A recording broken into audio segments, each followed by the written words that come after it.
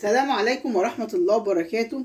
النهاردة مع بعض هنعمل أكلة حلوة أو جميلة بنستناها من السنة للسنة، بنعملها دايما في الأعياد. الأكلة معانا حلوة وخفيفة ولذيذة وإن شاء الله هتعجبكم. هنعمل مع بعض النهاردة الفتة بطريقة بسيطة وسهلة، وتبقى سهلة عليكم إن انتوا تعملوها في أي وقت، وطعمها إن شاء الله هيعجبكم. المقادير اللي معانا رز، نص كيلو رز، يعني كيلو طماطم، حبايتين طماطم وبصلايه وراس كبيره توم وفلفل اسود وخل وملح، وعيش معانا ابيض، او لو عايزين تحطوا عيش عادي مش ابيض دي عادي برضو مش هتفرق. ومعانا اللحمه حسب الكميه اللي انت حباها. معانا هنا اللحمه دلوقتي نص كيلو. دلوقتي هنحط الميه على النار، هتبدأ تغلي كده، وبعدين نشوف هننزل باللحمة ازاي. بس المية بتاعت شوربة اللحمة بتغلي الأول، وبعدين نحط فيها اللحمة بتاعتنا والتوابل.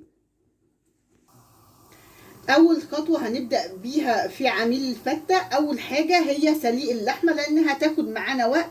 بس يعني احنا بنختار في القطعية بتاعتنا حتة تكون ناعمة، وما يمنعش ان هي تكون فيها حتة دسمة كده شوية، علشان تعمل لنا شوربة حلوة للفتة.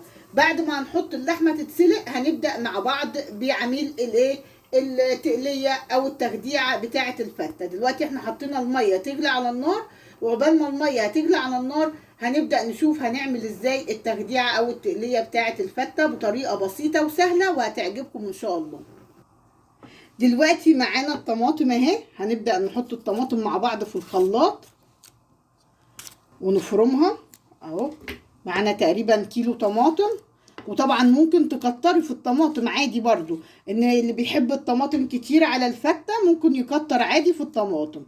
تمام، بس يعني هو كيلو على النص كيلو رز، يعني كمية معقولة للطماطم. هنقطع كده الطماطم وهنضربها في الخلاط. تمام، وبعدين نرجع نشوف هنعمل ايه تاني. دلوقتي بعد ما خلصنا فرم الطماطم في الخلاط، الشفشق الطماطم فرمناه فرم جامد اهو. هنيجي دلوقتي نمسك التومة اللي احنا مقشرينها ونحطها برضو في الكبة ونضربها، او لو براحتك عندك الهون عايزة تدوقيها في الهون براحتك برضو. هنضرب دلوقتي التومة في الكبة ونطحنها كويس قوي، وبعد كده نشوف هنعمل ايه. ودلوقتي فرمت التومه اهي في الكبه، يبقى معايا للتقليه بتاعه الفته ادي الطماطم وادي التومه. دلوقتي بقى الميه معايا على النار بتاعه اللحمه بدات هتغلي اهي. معايا بصلايه يعني متوسطه وطماطميتين اهو، هقطعهم كده زي ما احنا شايفين بالطريقه دي.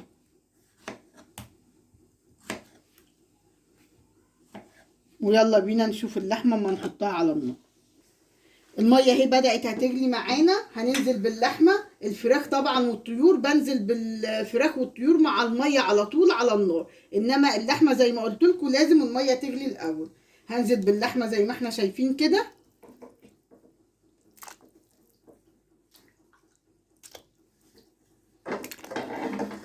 وانزل بالبصل والطماطم اللي انا مقطعاه، ومعلقه او نص معلقه فلفل اسود. انا ما بحطش في الشوربه عندي اكتر من كده، معلش عشان الولاد عندي مش بيحبوا البهارات، بس انت ممكن تضيفي حبهان وورق لورا لو انت بتحبيه. وبرده الشوربه بالطريقه دي برده هتديكي تيست حلو ونتيجه جميله.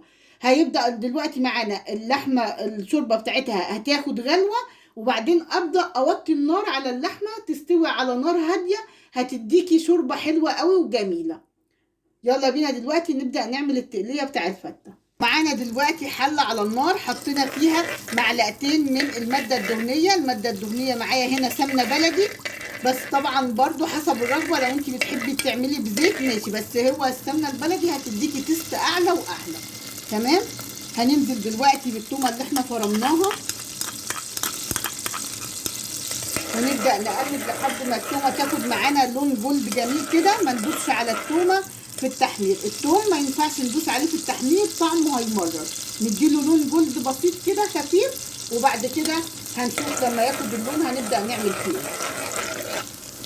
ودلوقتي اهي التومه بدات تاخد معانا اللون الذهبي الجميل اهو. زي ما احنا شايفين اهو، ما ادهاش لون اكتر من كده. واول حاجه هبدا انزل على الثوم بيها هي الخل، يعني تقريبا 4 معالق من الخل. تمام. اللحمه هنا معانا لما بتبدا هتغلي بتعمل ريم على الوش كده، احنا المفروض كده بكبشه ولا بمعلقه نبدا ننضفها كده ونحوش كل الريم اللي عليها على الوش ده كده. تمام. نبدا نحوش كل الريم اللي على الوش ده كده. طبعا اللحمه ما بنملحهاش غير لما بتكون خلاص دخلت على سوا او استوت، عكس الفراخ والطيور تماما. هنحوش كل الريم اللي على الوش ده وهنسيبها بقى تستوي على نار هاديه. انا دلوقتي بقى بعد ما حطيت الخل على الثوم هاخد يعني 3 4 كبشات من الشوربه، يعني مش لازم تكون استوت تماما يعني، بس هاخد 4 كبشات منها وهبدا احطهم على التومه والخل اللي انا عاملاهم على النار. هاخد 4 كبشات منهم وهحطهم على التوم. التومه اهي معايا اهي، هنزل اهو ادي كبشه معانا 2 3 4. هتاخد غلوه معايا بقى التومه مع الشوربه والخل، وهبدا اخد منهم شويه من الخليط ده كده وهركنه معايا على جنب، وبعدين هنبقى نشوف هنستخدمه في ايه. يعني هاخد لي مثلا ايه 3 كبشات كده اهو. تمام. وهركنهم على جنب بعد ما خدوا غلوه مع الخل والثوم والشوربه اللي انا حطيتها. وبعدين دلوقتي المرحله دي هبدا انزل بعصير الطماطم اللي انا ايه فرماه معاكم، وهنزل معايا بقى بالفلفل الاسود والملح. بقى لما هيبقى التقليه داخله على سوا هبدا املح معايا التقليه وهسيبها تستوي معانا، وهسيب اللحمه كمان تستوي معانا على نار هاديه، وبعدين نرجع نشوف هنعمل ايه. دلوقتي احنا طبعا سايبين الشوربه على النار واللحمه بتستوي على مهلها، وسيبنا التقليه تتسبك كمان. المرحله دي معانا هنبدا نحمص العيش. احنا ممكن نحطه عادي كده زي ما هو تحت الشوايه ويتحمص عادي من غير اي حاجه. هنعمل فيه تيست حلو قوي هيعجبكم ان شاء الله. هنمسك العيش كده وهنبدا نقطعه كده مع بعض، وهنقطعه كده يعني القطعيه اللي انت حباها اهو بالطريقه كده. هنقصه في الصينيه معانا كده، يعني يبقى قد كده مثلا اهو.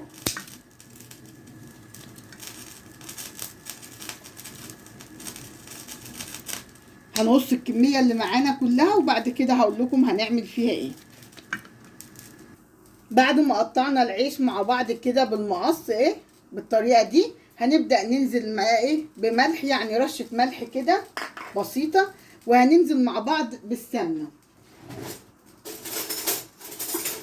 اهو، معلقه سمنه كده بلدي،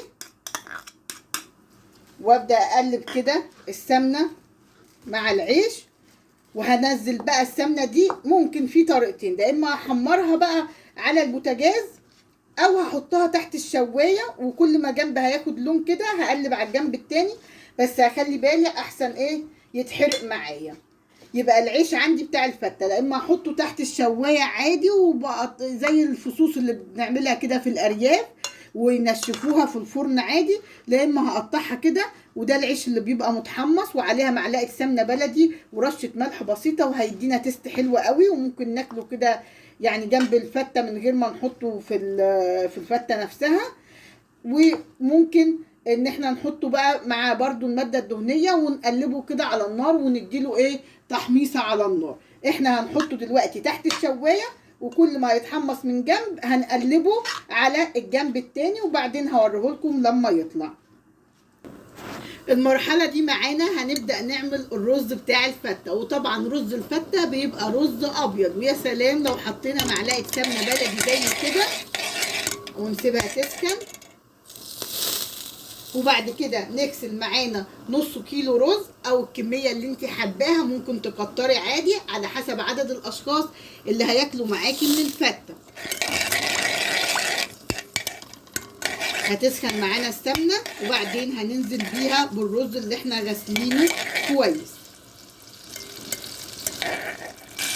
السمنه سخنت معانا زي ما احنا شايفين، هنبدا ننزل معانا بالرز اهو بالطريقه دي كده.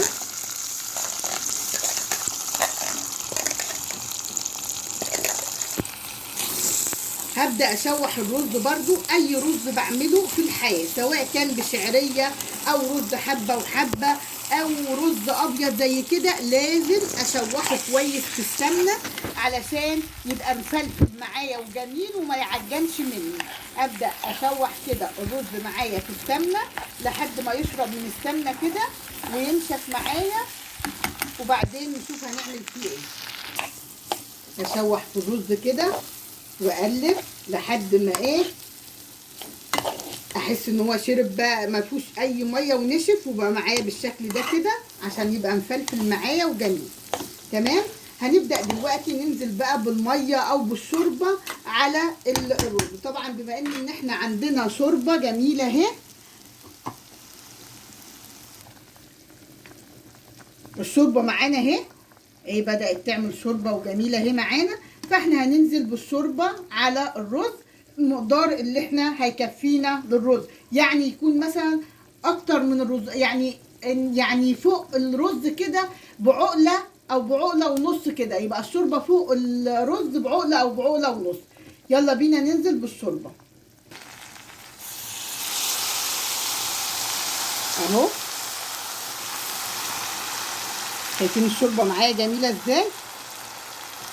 طبعا عشان احنا موطيين عليها بعد ما خدت اول غلوه معانا، شايفين ده بيخليها كده تعمل شوربه حلوه ودسمه وبتبقى طعمها جميل وفظيع. هحط الشوربه،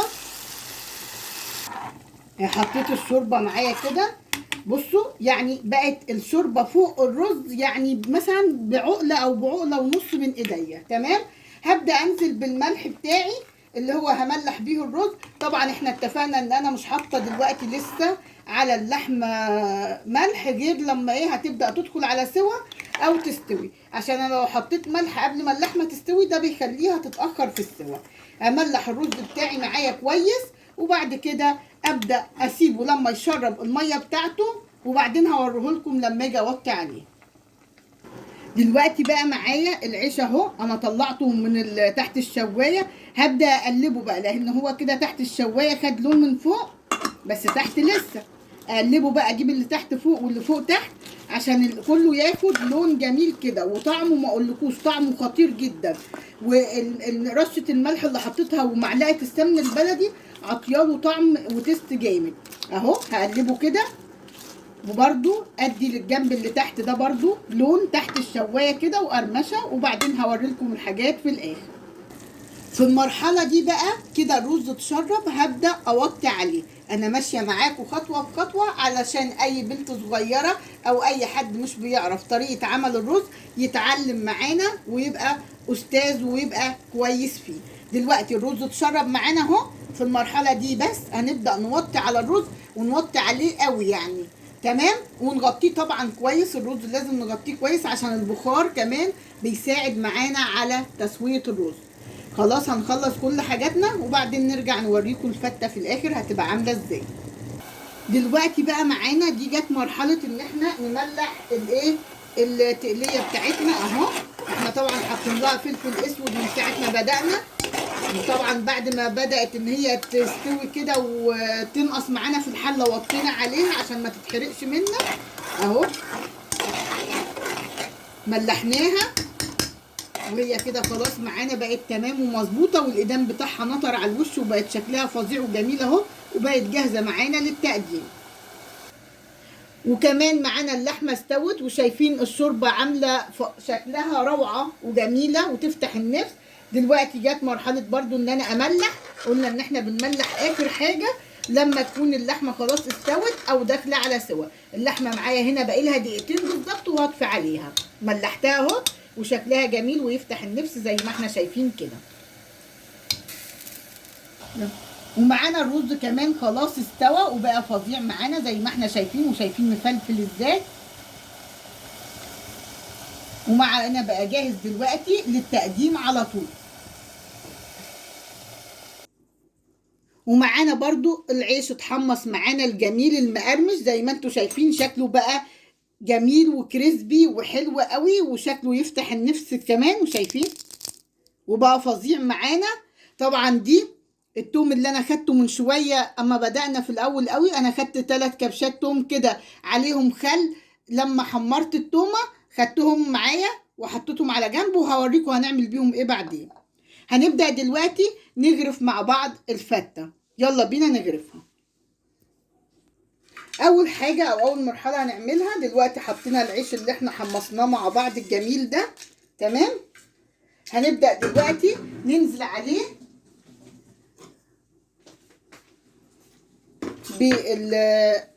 بالتومة اللي احنا خدنا منها دي، اللي قلت لكم هنشوف هنعمل فيها ايه بعدين اهو، تمام.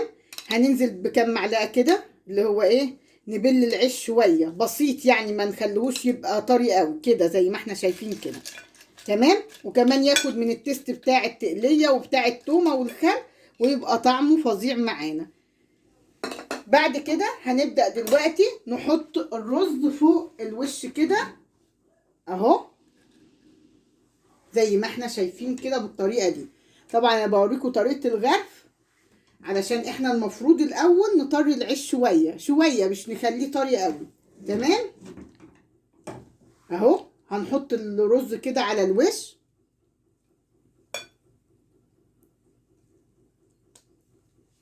وبعد كده ابدأ برضو انزل بشوية من التقلية معايا كده اهو، اللي برضو اللي انا خدتها اللي قلت لكم في الاول هنستخدمها اهو بالطريقة دي كده.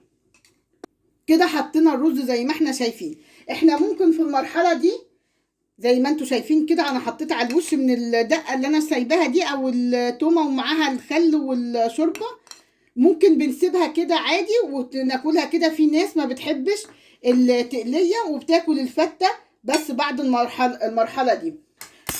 المرحلة التانية معانا بقى نبدأ ننزل بالتقلية بتاعتنا، يعني بشكل عشوائي بقى زي ما انت عايزة اهو، زي ما انت حابة. انزل بالتقلية كده، وفي ممكن اعمل حروف، اعمل اشكال، او انزل بيها كده على طول. واللي هياكل طبعا ايه يبقى يزود تقلية او يزود دقة زي ما هو حابب اهو. حطيت على الوش كده.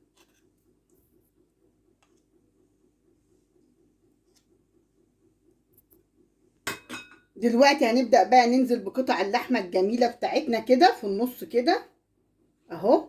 طبعا طريقة الغرف زي ما انت حابة، وممكن نحمر اللحمة دي طبعا لو انت حابة. اللحمة معانا حمرة وجميلة ومش محتاجة ان هي ايه تتحمر، تمام.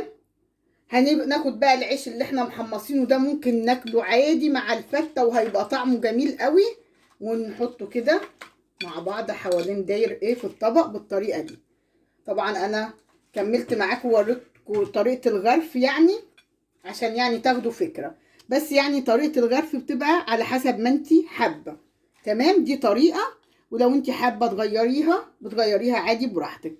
اهم حاجة مضمون الطريقة الاولانية في عميل الفتة. الطريقة دي حلوة وجميلة وان شاء الله هتعجبكم وطعمها تحفة، جربوها مش هتندموا. ودلوقتي خلصنا وصفتنا النهارده، وخلصنا معانا طبق الفتة الجميل اللذيذ.